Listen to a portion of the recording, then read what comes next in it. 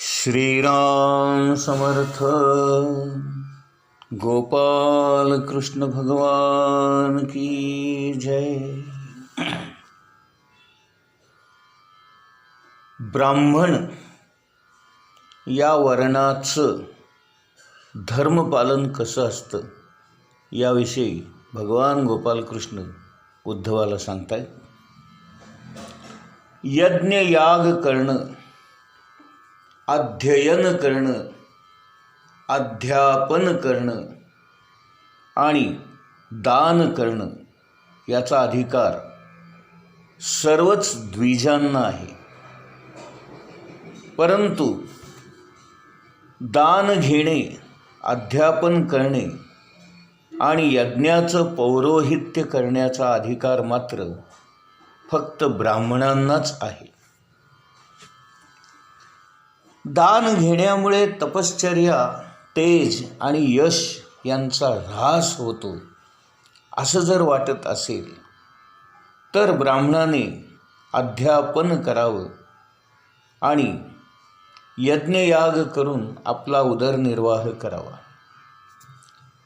किंवा धान्याची कणसे तोडल्यानंतर शेतामध्ये पडलेले दाणे किंवा बाजारामध्ये पडलेले दाणे वेचून त्यावर आपला उदरनिर्वाह करावा. ब्राह्मणाचं शरीर हे तुच्छ विषयभोग भोगण्यासाठी नसून आयुष्यभर तपश्चर्या करण्यासाठी आणि आनंद स्वरूप असणाऱ्या अनंत अशा मोक्षाची प्राप्ती करून घेण्यासाठीच आहे.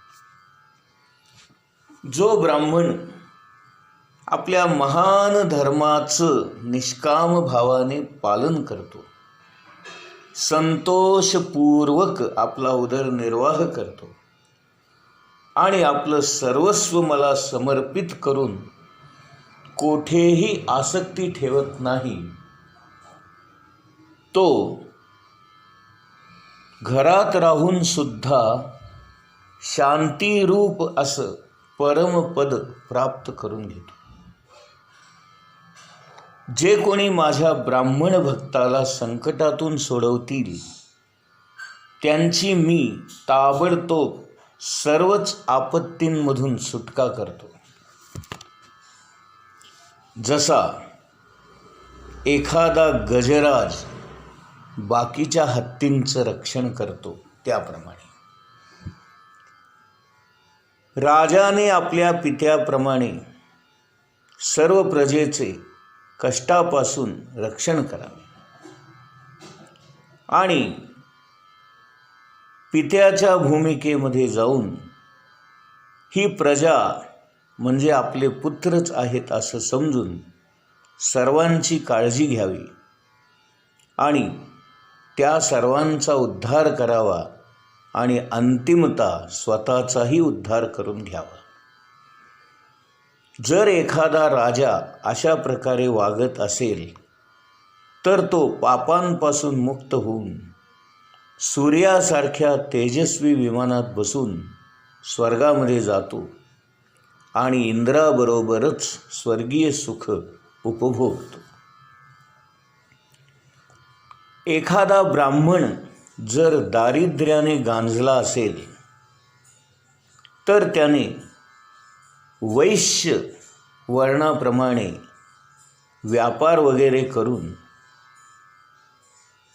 काहीतरी कामधंदा करून आलेल्या परिस्थितीतून मार्ग काढावा. एखाद्या वेळेला हातामध्ये शस्त्र घेऊन क्षत्रिय वृत्तीने देखील प्रजेचं रक्षण करत आपला उदरनिर्वाह चालवावा. परंतु कोणत्याही परिस्थितीत नीच लोकांची सेवा करून कुत्र्यासारखं जीणं जगू नये.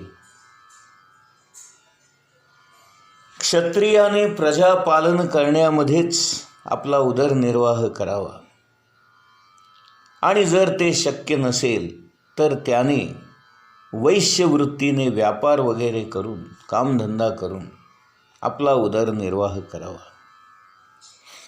किंवा क्षत्रियाने शिकार करून आपला उदरनिर्वाह करावा, किंवा जर योग्यता असेल, जमत असेल, तर ब्राह्मणांप्रमाणे अध्यापन करायला देखील क्षत्रियांना हरकत नाही. परंतु काहीही जरी झालं तरी नीच माणसांची सेवा करून कुत्र्यासारखं जीणं मात्र जगू नये. प्रतिकूल काळ आला असताना वैश्य या वर्णाच्या लोकांनी शूद्रांची वृत्ती, सेवाभाव ही घेऊन आपला उदरनिर्वाह करावा. शूद्राने सुद्धा काहीतरी कामधंदा करून आपलं जीवन चालवावं. प्रतिकूल काळ संपला म्हणजे कनिष्ठ वर्णाच्या वृत्तीने उदरनिर्वाह करण्याचा लोभ धरू नये. गृहस्थाने ब्रह्मयज्ञ, पितृयज्ञ, देवयज्ञ, काकबली, भूतयज्ञ आणि अन्नदान करून आलेल्या अतिथींमध्ये माझं स्वरूप समजून ऋषी, देवता, पितर, मनुष्य यांचं दररोज पूजन करावं. हा गृहस्थाश्रमी माणसांचा अत्यंत महत्त्वाचा आणि आवश्यक धर्म आहे. गृहस्थाश्रमी माणसाने दैवाने प्राप्त झालेल्या किंवा न्यायमार्गाने मिळवलेल्या धनाने आपल्या कुटुंबाचा उदरनिर्वाह करावा. कोणालाही पीडा न होईल अशा रीतीने वागून विधीनुसार यज्ञयाग वगैरे करावे. गृहस्थाश्रमी माणसाने कुटुंबामध्ये विनाकारण आसक्त होऊ नये. स्वधर्माचरण व भगवत भजन करण्याची टाळाटाळ करू नये. परलोकामधील भोगसुद्धा नाशवंतच आहेत असं समजून त्या भोगांची सुद्धा लालसा मनामध्ये ठेवू नये. स्त्री, पुत्र, घरदार, आप्तेष्ट या सर्वांचा संबंध वाटेमध्ये भेटणाऱ्या वाटसरूंसारखा समजावा. देह आहे तोपर्यंत हे सारे संबंध असतात. हा देहच जर नाशवंत आहे तर संबंध तरी कसे कायमचे असतील. गृहस्थाश्रमी माणसाने विचार करून अशा प्रकारे सर्व गोष्टीतून आपलं मन बाहेर काढून घ्यावं. विनाकारण कुठल्याही गोष्टीमध्ये अडकू नये. ज्याप्रमाणे पाहुणा एखाद्याच्या घरी 4 दिवस राहतो त्याप्रमाणे आपण आपल्या प्रपंचामध्ये पाहुण्यासारखं राहावं. शरीराबद्दल मीपणा आणि घरदार यामध्ये ममता, आसक्ती ठेवू नये. स्त्री, पुत्र, धन, दौलत यामध्ये आसक्ती ठेवू नये. म्हणजे मग गृहस्थाश्रम हा बंधनकारक होत नाही. उद्धवा, आणखीन एक महत्त्वाची गोष्ट मी तुला सांगतो. जे कोणी माझे भक्त असतील त्यांनी अत्यंत शास्त्रोक्त पद्धतीने कर्म करून माझी आराधना करीत घरीच राहावं किंवा वानप्रस्थ आश्रमाचा स्वीकार करावा किंवा संन्यास घ्यावा. जे लोक गृहस्थाश्रमामध्ये आसक्त होतात, पुत्र, धन, स्त्री इत्यादीच्या आसक्तीमध्ये अडकतात, ते व्याकुळ होतात.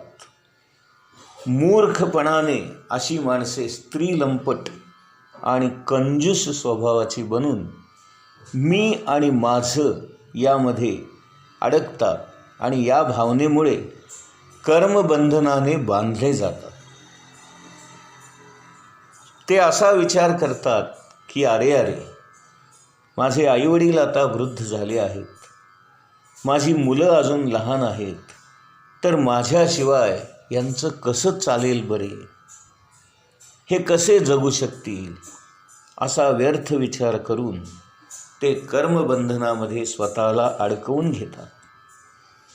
अशा प्रकारे गृहस्थाश्रमी माणसे घरदार आप्तेष्ट नातेवाईक यांच्या वासनांनी आपलंच चित्त विचलित करून घेतात आणि मूर्ख माणसं विषयभोग भोगत आसक्तीने याच घरादारामध्ये, प्रपंचामध्ये, नातेवाईकांमध्ये रमतात. कितीही भोग भोगले तरी त्यांची तृप्ती होत नाही. मरणसमयी याच माणसांची काळजी चिंता करत मरतात आणि मग मेल्यानंतर घोर नरकामध्ये जाऊन पडतात. उद्धवा, गृहस्थाश्रमी माणसाचा धर्म आणि ब्राह्मण, क्षत्रिय आणि वैश्य यांचे धर्म मी तुला सांगितले. आता मी तुला वानप्रस्थ आश्रम आणि संन्यासाश्रम या 2 आश्रमांचे धर्म काय असतात, त्यांनी कसं आचरण करावं याबद्दल सांगतो, ऐक. भगवान श्रीकृष्ण म्हणू लागले, उद्धवा, गृहस्थाश्रमी मनुष्याला एका ठराविक काळानंतर प्रपंचातून निवृत्त होऊन वानप्रस्थाश्रम स्वीकारावा लागतो. त्याने आपल्या पत्नीला पुत्रांजवळ सोपवावे किंवा आपल्याबरोबर वनामध्ये घेऊन जावे. वनामध्ये असणारी पवित्र कंदमुळे, फळे खाऊन त्याने आपला उदरनिर्वाह करावा. वस्त्रांमध्ये आसक्ती न ठेवता झाडांच्या साली, पाने यांचाच वापर करावा. केस, नख कापू नये, दाढी मिशा कापू नये. स्नान करून जमिनीवरच झोपावे. वानप्रस्थाश्रमामध्ये तपश्चर्या करणे हा महत्त्वाचा भाग असल्यामुळे उन्हाळ्याच्या दिवसामध्ये 4ही बाजूला अग्निकुंड पेटवून मधोमध बसावे आणि डोक्यावर दुपारचं कडक ऊन घ्यावे. याला पंचाग्नी साधना असं म्हणतात. पावसाळ्यामध्ये अंगावर पावसाचा मारा सहन करत राहावे. थंडीच्या दिवसात गळ्यापर्यंत पाण्यामध्ये पडून राहावे. अशा रीतीने 3ही ऋतूमध्ये आपण अशा कडक पद्धतीने तपश्चर्या करून वानप्रस्थाश्रमातलं मुख्य कर्तव्य तपश्चर्या, साधना आणि भगवंताचं स्मरण या गोष्टी करण्यामध्ये काळ व्यतीत करावा. अग्नीमध्ये भाजलेलं अन्न किंवा काळानुसार पिकलेली फळे खाऊन आपली भूक भागवावी. पोट भरण्यासाठी लागणाऱ्या गोष्टी स्वतःच मिळवाव्या. दुसऱ्यांनी दिलेल्या वस्तूंचा वापर करू नये. अशा प्रकारे तपाचं आचरण करत कृश झालेला मुनी माझी आराधना करून ऋषी लोकामध्ये जातो आणि नंतर तेथून माझ्या लोकामध्ये येतो.